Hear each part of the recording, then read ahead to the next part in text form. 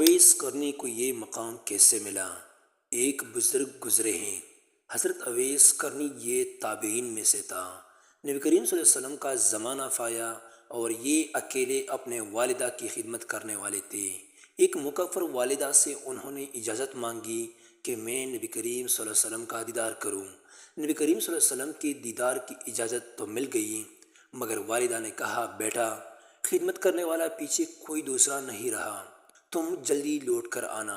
مدینہ طیبہ آئے۔ اللہ تعالیٰ کی شان، نبی کریم صلی اللہ علیہ وسلم اس وقت سفر پر تشریف لے گئے تھے۔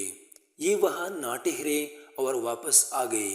جب نبی کریم صلی اللہ علیہ وسلم واپس تشریف لائے تو آپ صلی اللہ علیہ وسلم کو بتایا گیا کہ اس طرح کا ایک بندہ آیا تھا، ملاقات کرنا چاہتا تھا، زیارت کرنا چاہتا تھا آپ کا، مگر چونکہ آپ نہیں تھے، ان کو واپسی کی جلدی تھی، وہ واپس چلا گیا۔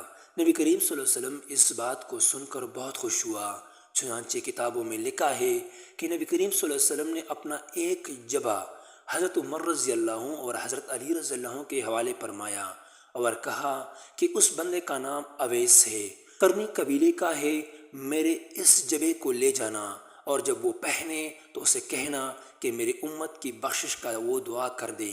یہ ماں کی خدمت کا اجر ہے کہ اللہ کے پیارے حبیب صلی اللہ علیہ وسلم بھی ہدیہ بھیج رہے ہیں اپنے جبے کا، اور ساتھ فرمائش فرماتے ہیں کہ آپ میری امت کی بخشش کی دعا فرما دیں۔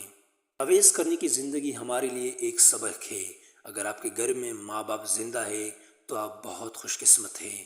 اپنی زندگی میں کوشش کریں کہ حد سے زیادہ اس کا خیال رکھیں اور اپنی زندگی اور آخرت بچائیں۔ اگر آپ کو ایسی اسلامی ویڈیو پسند آتی ہے تو ہمارے ویڈیو کو لائک کریں، چینل کو ضرور سبسکرائب کریں اور یہ ویڈیو دوستوں کے ساتھ شیئر کریں۔